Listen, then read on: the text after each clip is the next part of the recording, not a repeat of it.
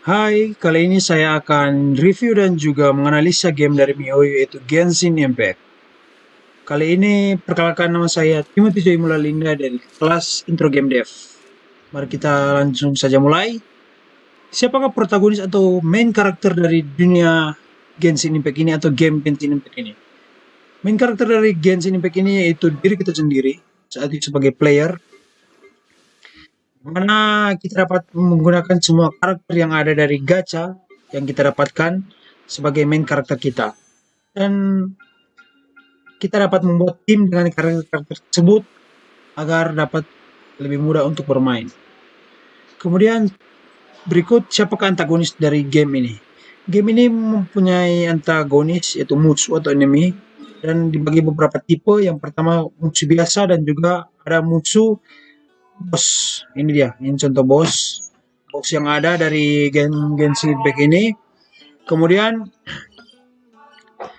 kita bisa lanjut saja. Apa tujuan dari bermain game Genshin Impact ini? Karena game Genshin Impact ini itu open world, jadi kita diharuskan untuk menjelajahi semua dunia yang ada atau semua region yang ada di Genshin Impact ini. Ada beberapa region yang ada, contohnya Mondstadt, ini dia Mondstadt. Kemudian ada juga Liyue, ini Liyue. Kemudian ada juga Inazuma, Inazuma. Kemudian ada juga Sumeru dan juga Fontaine yang baru-baru ini dibuka. Kemudian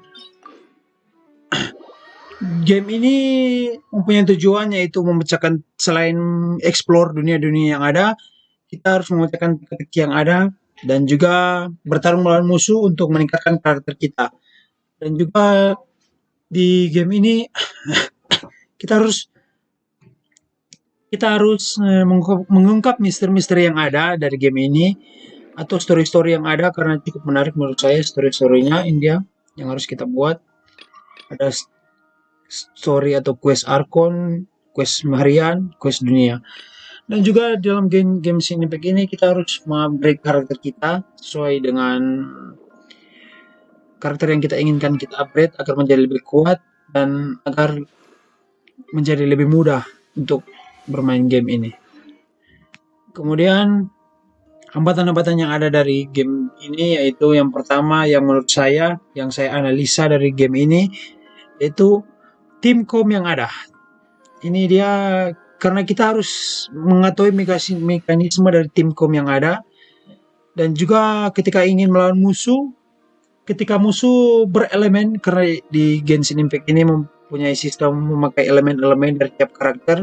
Ada beberapa elemen yang ada, contohnya elemen Hydro, ada Dendro sebagai daun-daun, ini Hydro sebagai air, ada Anemo sebagai angin, Cryo sebagai es, Elektro sebagai ya listrik, Pyro sebagai api, dan juga ada Geo sebagai batu.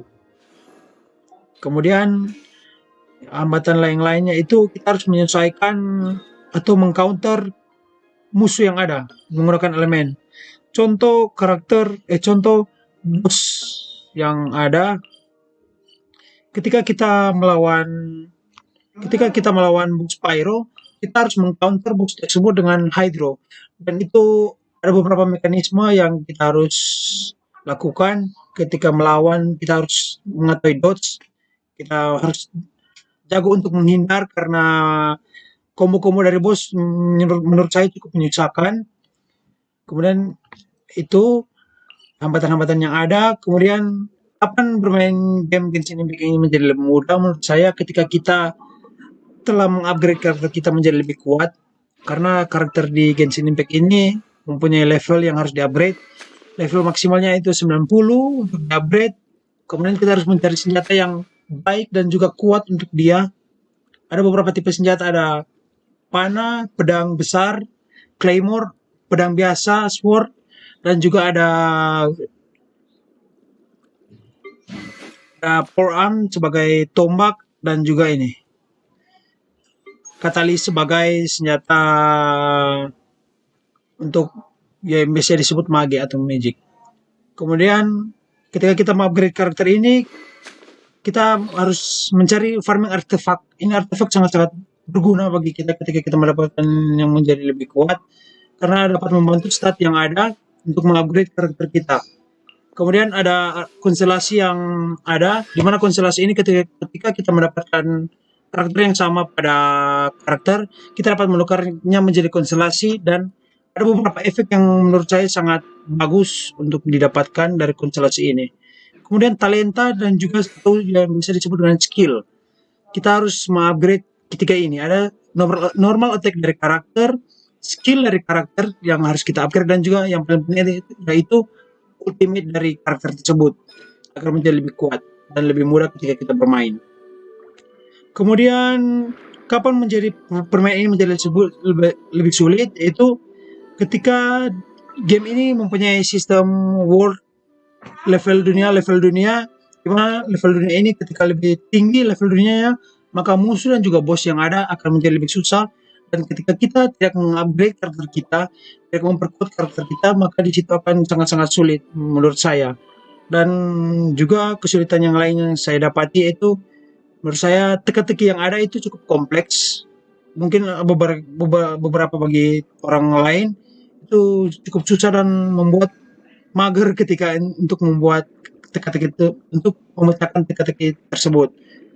Kemudian pertanyaan selanjutnya yaitu perasaan saya ketika bermain game ini, atau menurut saya game ini bagaimana? Menurut saya game ini sangat-sangat bagus. Yang paling menarik yaitu grafiknya atau pemandangannya, view. Ada beberapa view yang saya sangat sukai dalam game ini, contoh dalam air ini, dan juga ketika kita menaiki tebing yang sangat tinggi dan melihat ke bawah itu sangat bagus menurut saya. Dan juga grafik dari game ini ketika kita mempunyai device yang cukup mumpuni untuk menaikkan grafik ini sangat-sangat bagus dan realistis sekali ketika bermain. Dan juga ini misteri dari setiap story yang ada.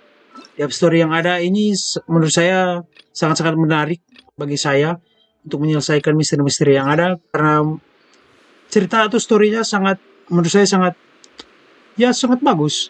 Kemudian teka-teki yang ada menurut saya sangat menantang bagi saya untuk memecahkannya, karena cukup kompleks juga. Itu yang membuat saya menarik. Dan juga ketertarikan saya yaitu di game ini, yaitu kita dapat bermain bersama, yaitu dengan co-op karakter. Nah, ini teman-teman saya, contoh kita dapat bergabung dengan mereka dan juga bermain bersama. Sekian dari analisa game saya. Terima kasih.